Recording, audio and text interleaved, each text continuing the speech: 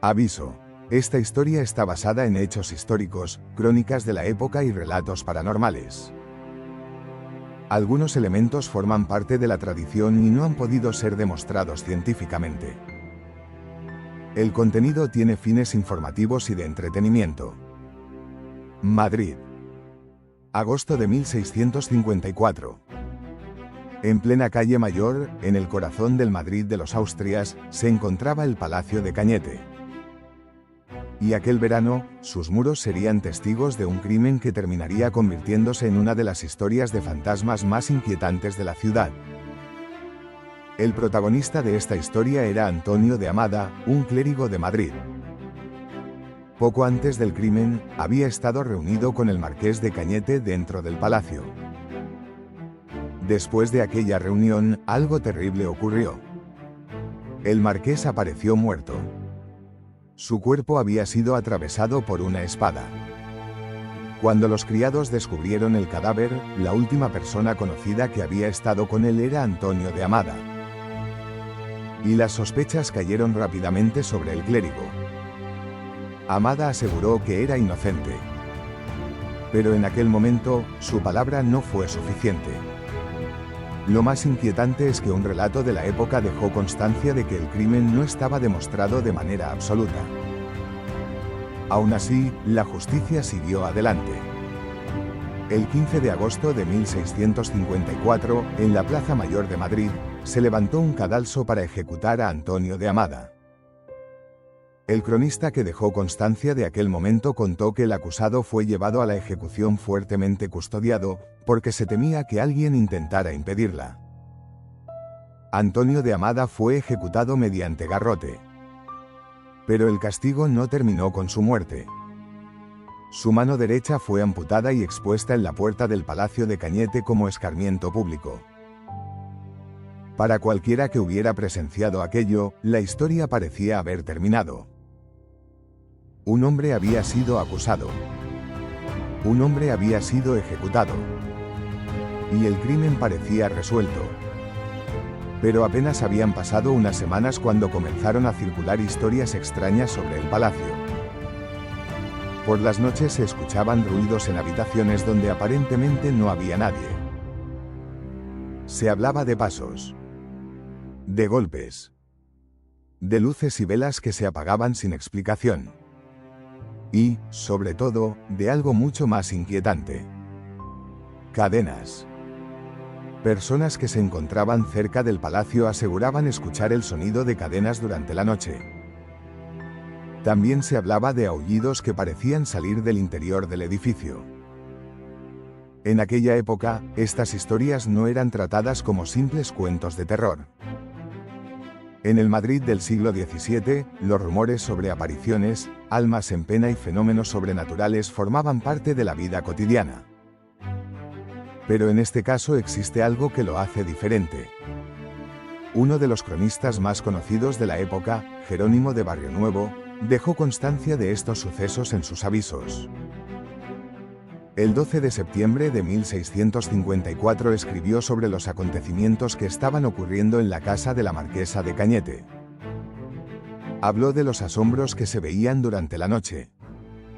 Y mencionó específicamente el ruido de cadenas y los aullidos que se escuchaban.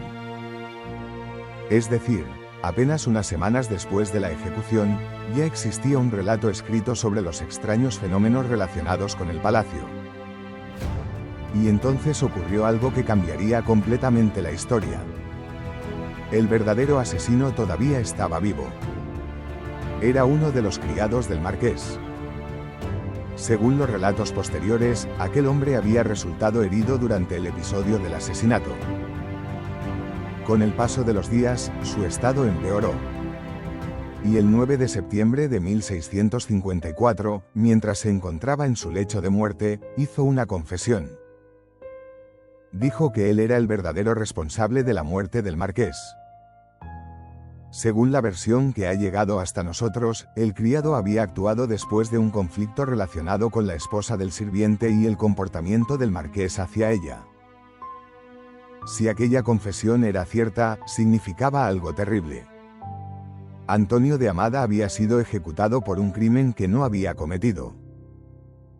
Y entonces la historia del Palacio de Cañete adquirió un significado completamente diferente.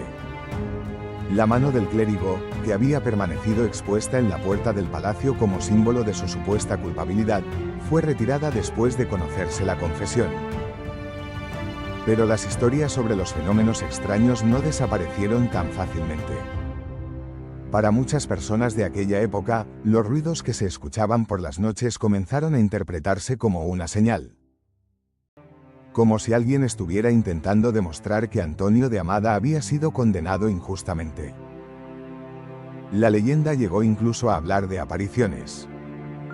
Una de las historias cuenta que el espíritu de Antonio de Amada se habría aparecido al padre Eusebio, un jesuita, para hablar de su destino después de la muerte. Según esa tradición, su estancia en el purgatorio habría sido breve y su alma finalmente habría encontrado la paz. También se hablaba de la presencia del propio marqués dentro del palacio.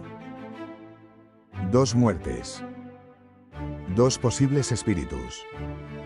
Y una historia que parecía no encontrar descanso. Pero aquí tenemos que hacer una distinción importante. No podemos demostrar que aquellos ruidos fueran producidos por fantasmas. No podemos demostrar que Antonio de Amada regresara después de su ejecución. Y tampoco podemos saber con certeza qué ocurrió realmente dentro del palacio durante aquellas noches. Lo que sí sabemos es que las historias comenzaron en el mismo año del crimen. Y que uno de los testimonios más antiguos fue escrito por Jerónimo de Barrionuevo en 1654. Eso convierte este caso en algo especialmente extraño. No estamos hablando de una leyenda creada cientos de años después. Estamos hablando de un relato de fenómenos inexplicables que apareció muy poco después de un asesinato y de una ejecución que, según otro relato de la época, ni siquiera había quedado demostrada de manera absoluta. Y todavía queda una pregunta.